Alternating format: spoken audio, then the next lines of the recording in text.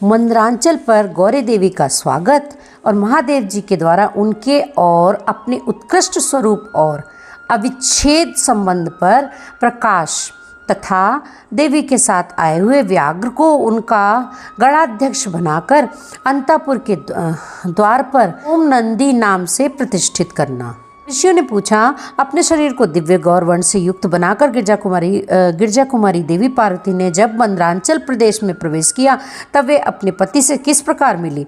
प्रवेश काल में उनके भवन द्वार पर रहने वाले गणेश्वरों ने क्या किया तथा महादेव जी ने भी उन्हें देखकर उस समय उनके साथ कैसा बर्ताव किया। वायु देवता जी कहते हैं, वायु देवता जी ने कहा कि जिस प्रेम गर्भित रस के द्वारा अनुरागी पुरुषों के मन का हरण हो जाता है, उस परम रस का ठीक ठाक वर्णन करना असंभव है। द्वारपाल बड़ी उतावली से राह देखते थे। उनके साथ ही महादेव जी भी देवी के आगमन के लिए उत्सुक थे। जब वे भवन में प्रवेश करने लगी तब शंकित हो उन प्रेम जनित भावों से उनकी ओर देखने लगे। देवी भी उनकी ओर उन्हीं भावों से देख रही थी। उस समय उस भवन में रहने वाले शेष पार्षदों ने देवी की वंदना की। फिर देवी ने विनय युक्त वाणी द्वारा भगवान त्रिलोचन को प्रणाम किया। वे प्रणाम करके अभी उठने भी नहीं पाई थी कि परमेश्वर ने उन्हें दोनों हाथों से पकड़कर अपने आनंद के साथ हृदय से लगा लिया। फिर मुस्कुराते हुए वे एकटक नेत्रों से उनके मुखचंद्र की सुधा का पान सा रस करने लगे। फिर उनसे बातचीत करने के लिए उन्होंने पहले अपनी ओर से वार्ता प्रारंभ की। देवादिदेव महादेव जी बोले, सर्वांग सुंदरी प्रिय, क्या तुम्हारी ये मनोदशा दूर हो गई जिसके रहते तुम्हारे क्रोध के कारण मुझे अनुनय विनय का कोई भी उपाय नहीं सूझता था। यदि साधारण लोगों की भांति हम दोनों ने भी एक दूसरे के अप्रिय का कारण विद्यमान है, तब तो इस चराचर जगत का नाश हुआ ही समझना चाहिए। मैं अग्नि के मस्तक पर स्थित हूँ और तुम सोम के। हम दोनों से ही ये अग्नि सोमात्मक जगत प्रतिष्ठित है। जगत के हित के लिए स्वेच्छा से शरीर धारण करके विचरने वाले हम दोनों के वियोग में यह जगत निराधार हो जाएगा। इसमें शास्त्र और युक्ति से यह निश्चित हुआ। दूसरा हेतु भी है। यह स्थावर जंगम रूप जगत वाणी और अर्थमय ही है। तुम साक्षात वाणी में अमृत हो और मैं अर्थ में परम उत्तम अमृत हूँ। ये दोनों अमृत एक दूसरे से विलग कैसे हो सकते हैं। तुम मेरे स्वरूप का बोध कराने वाली विद्या हो और तुम्हारे दिए हुए विश्वासपूर्ण बोध से जानने योग्य परमात्मा हूँ। हम दोनों क्रमशः विद्यात्मा और विद्यात्मा हैं। फिर इसमें वियोग होना कैसे संभव है। मैं अपने प्रयत्न से जगत की सृष्टि और संहार नहीं करता, एकमात्र आज्ञा से ही सबकी सृष्टि और संहार उपलब्ध होते हैं। वह अत्यंत गौरवपूर्ण आज्ञा तुम ही हो। ऐश्वर्य का एकमात्र सार आज्ञा यानी कि शासन है, क्योंकि वही स्वतंत्रता का लक्षण है। आज्ञा से वियुक्त होने पर मेरा ऐश्वर्य कैसा होगा। हम लोगों का एक दूसरे से विलग होकर रहना कभी संभव नहीं है। देवताओं के कार्य की सिद्धि के उद्देश्य से ही मैंने उस दिन लीला पूर्वक व्यंग वचन कहा था। तुम्हें भी तो यह बात अज्ञात नहीं थी, फिर तुम कुपित कैसे हो गई। अतः यही कहना पड़ता है कि तुमने मुझ पर भी जो क्रोध किया था वह त्रिलोकी की रक्षा के लिए ही था, क्योंकि तुम में ऐसी कोई बात नहीं है जो जगत के प्राणियों का अनर्थ करने वाली हो। उस दिन प्रिय वचन बोलने वाले साक्षात्कार परमेश्वर शिव के प्रति श्रृंगार रस के सारभूत भावों की प्राकृतिक जन्मभूमि देवी पार्वती अपने पति की कही हुई यह मनोहर बात सुनकर इसे सत्य जानकर मुस्कुराकर रह गई। लज्जावश कोई उत्तर न दे सकी। केवल कौशिकी के यज्ञ का वर्णन छोड़कर और कुछ उन्होंने नहीं कहा।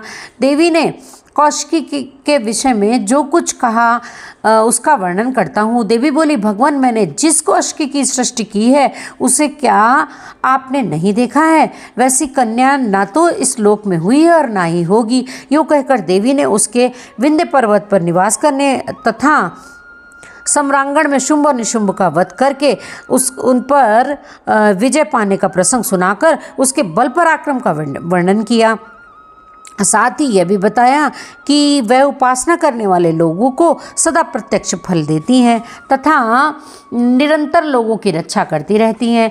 इस विषय में ब्रह्मा जी आपको आवश्यक बातें बताएंगे। उस समय इस प्रकार बातचीत करती हुई देवी की आज्ञा से ही एक सखी ने उस व्याघ्र को लाकर उनके सामने खड़ा कर दिया। उसे देखकर देवी कहने लगी, देव, यह व्याघ्र मैं आपके लिए भेंट लाई हूँ। आप इसे देखिए। उसके समान मेरा उपासक दूसरा कोई नहीं है। इसने दुष्ट जंतुओं के समूह से मेरी तपोवन में रक्षा की है। ये मेरा अत्यंत भक्त है और अपने रक्षणात्मक कार्य से मेरा विश्वास पात्र बन गया है। मेरी प्रसन्नता के लिए यह अपना देश छोड़कर वहाँ आ गया है। महेश्वर, यदि मेरे आने से आपको कोई प्रसन्नता हुई है और यदि आप मुझसे अत्यंत प्रेम करते हैं तो मैं चाहती हूँ कि यह नंदी की आज्ञा से मेरे अंतःपुर के द्वार पर अन्य रक्षकों के साथ उन्हीं के चिन्ह धारण करके सदा स्थित हो। वायुदेव जी कहते हैं, देवी के इस मधुर और अंततोगत्वा प्रेम बढ़ाने वाले शुभ वचन को सुनकर महादेव जी ने कहा, मैं बहुत प्रसन्न हूँ। फिर तो यह व्याघ्र उसी क्षण लचकती हुई सुवर्ण जड़ित बेत की छड़ी, रत्नों से जड़ित विचित्र कवच, सर्प की सी आकृति वाली छुरी तथा रच कोचित वेश धारण किए गणाध्यक्ष के पद पर प्रतिष्ठित दिखाई दिया। उसने उमा सहित महादेव और नंदी को आनंदित किया था, इसलिए सोम नंदी नाम से विख्यात हुआ। इस प्रकार देवी का प्रिय कार्य करके चंद्रार्ध भूषण महादेव जी ने उन्हें रत्न भूषित दिव्य आभूषणों से भूषित किया। चंद्रभूषण भगवान शिव ने सर्व मनोहारिणी गिरजा कुमारी गौरी देवी को पलंग पर बिठाकर उसमें सुंदर अलंकारों से स्वामी उनका श्रृंगार किया। बोलो शंकर भगवान की जय, बोलो गौरा माँ की जय हो। इस प्रकार वायव्य संहिता में अध्याय 27 पूरा हुआ। अग्नि और सोम के स्वरूप का विवेचन तथा जगत की अग्नि सोमात्मकता का प्रतिपादन। ऋषियों ने पूछा, प्रभो, पार्वती देवी का समाधान करते हुए महादेव जी ने यह बात क्यों कही कि संपूर्ण विश्व अग्नि सोमात्मक एवं वागर्थात्मक है। ऐश्वर्य का सार एकमात्र आज्ञा ही है और वह आज्ञा तुम हो।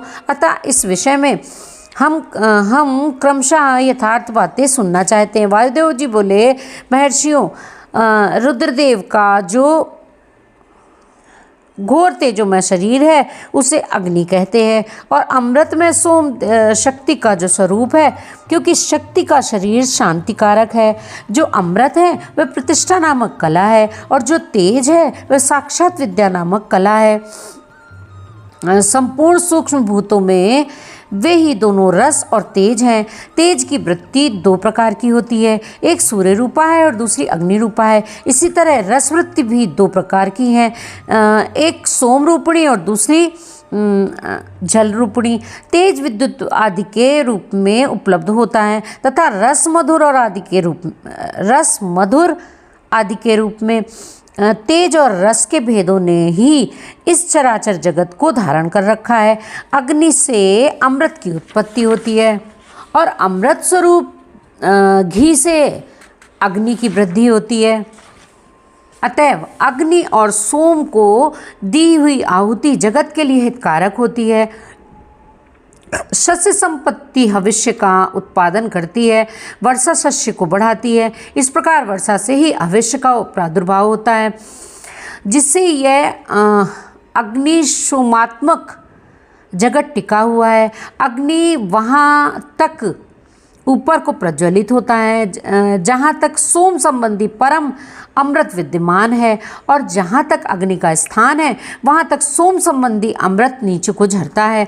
इसीलिए कालाग्नि नीचे है और शक्ति ऊपर। जहाँ तक अग्नि है उसकी गति ऊपर की ओर है और जो जल का आप्लावन है उसकी गति नीचे की ओर है। आधार शक्ति ने ही उस ऊर्ध्वगामी कालाग्नि को धारण कर रखा है तथा निम्नगामी सोम शिव शक्ति के आधार पर प्रतिष्ठित है। शिव ऊपर है और शक्ति नीचे तथा शक्ति ऊपर है और शिव नीचे। इस प्रकार शिव और शक्ति ने यहाँ सब कुछ व्याप्त कर रखा है। बारंबार अग्नि द्वारा जलाया हुआ जगत भस्मसात हो जाता है। यह अग्नि का वीर्य है। भस्म को ही अग्नि का वीर्य कहते हैं।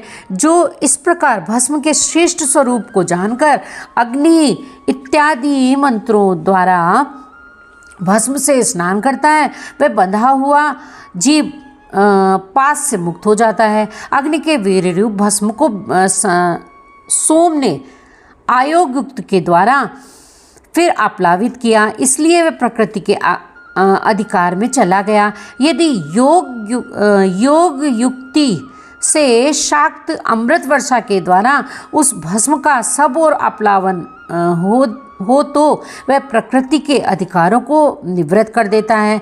अतः इस तरह का अमृत प्लावन सदा मृत्यु पर विजय पाने के लिए होता है।